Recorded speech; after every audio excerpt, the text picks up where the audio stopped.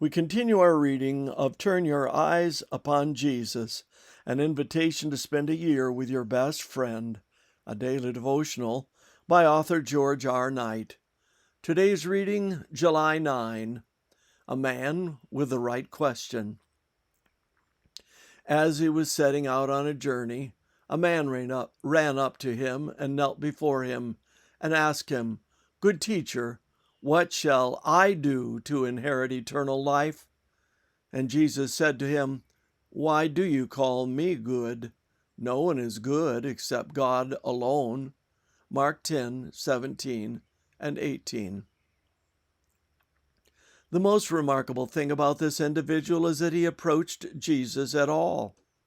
Matthew tells us that he was young and rich, Matthew 19, verse 20 and 22 and 23, while Luke said that he was a ruler, Luke 18:18.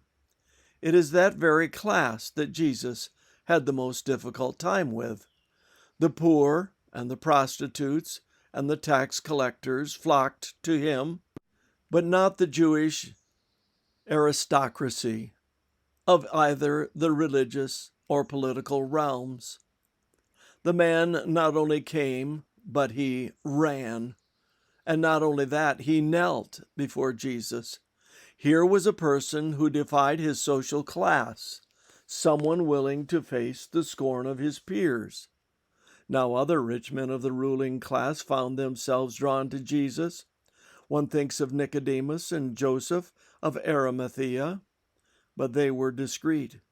Nicodemus, for example, came to Jesus secretly, by night, John 3:2.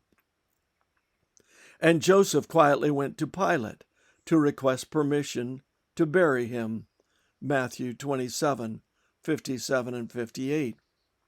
One can hardly imagine them running up to Jesus and publicly kneeling before him in the dust.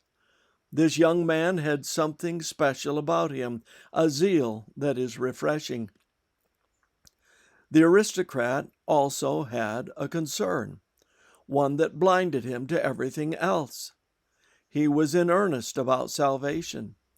Addressing Jesus as good teacher, he inquired what he had to do to inherit eternal life. Obviously, he saw behavior as the key to religion. Before giving an answer, Jesus questioned him on why he had described him as good. After all, Jesus noted, no one is good except God alone. Apparently, Jesus was seeking to get the young man to be explicit as to where he stood on his identity. Was he merely a teacher, or was he God? As the use of the term good implied. The rich young ruler had undoubtedly heard Jesus before, but he was still in the valley of decision on his identity. Jesus' question was a gentle nudge to force him to come to grips with the issue. In the face of the remarkable young man, I need to ask myself anew, how is my enthusiasm quotient for Jesus? And beyond that, is my interest in eternal life the dominating aspect of my life? Good questions to meditate upon today. This concludes our reading today of Turn Your Eyes Upon Jesus.